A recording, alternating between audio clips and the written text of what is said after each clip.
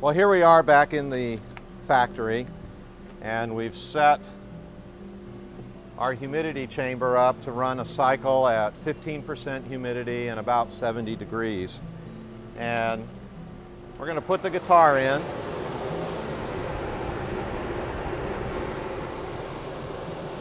Simply hang it here.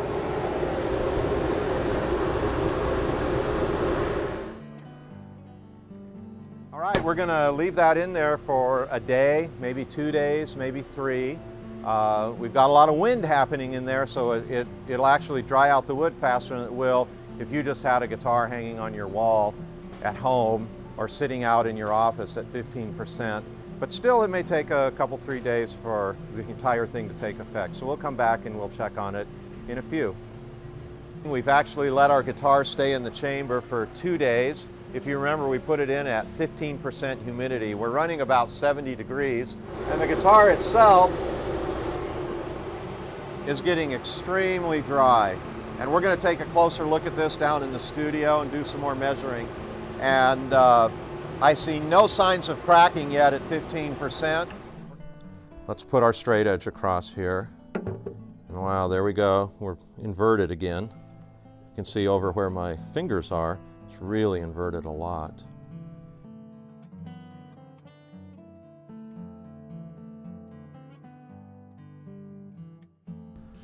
And over here on the back of the guitar, I've got quite a dip going this way. The guitar is no longer rocking. It's like a flat spot here, a flat spot there.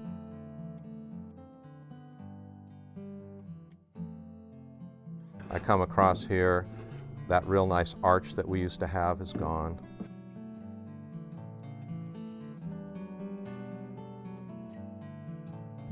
And yet, this guitar still hasn't cracked. There's no signs of a crack in it yet, not one. There's not a crack I can point out to you. All right, so we're back down here.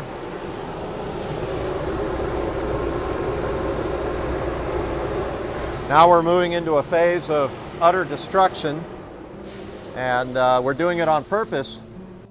It's interesting to think that it happens by accident a lot of times, just out in the field, somebody really unknowingly doing this to their guitar. We'll come back, I'll probably check this thing off camera for the next couple of days and make a decision when we're done in here, and then we'll come back with the camera, take it out, and go down and look at it again. We've allowed this guitar to sit in over the weekend. If you remember, we took a peek at it after one day, and it was starting to sink in. Now this guitar is pretty much wasted. You know, this guitar isn't cracked, but I can see that it's going to pretty soon. It's starting to really sink in on a couple of grain lines. But that's the top. Now let's look at the back. Now the back is split wide open in 3 places. Okay, we're down here in our studio where we can get a little bit better look at this guitar. And boy, this guitar is just wasted. This is 2 days later after the Friday. It's shrunk even more. I'm going to take a look at the camera on the side, see this bow, inward bow, sinking in at the top here. All right. And we're going to look at the cracks on the back. Let me hold that, David, and you give me a nod when you think you've got that. All right. So we've got cracks here running all the way up from one end to the other. And there's a symmetrical crack over on the other side.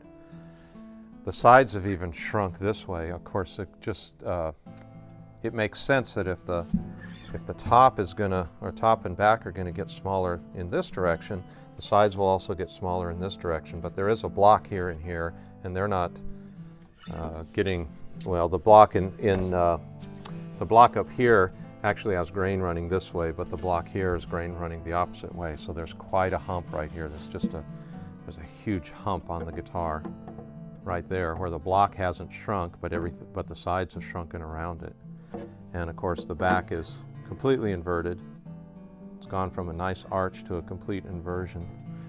So That's at 7% humidity for 3 days. Now that's hanging in a lot of wind.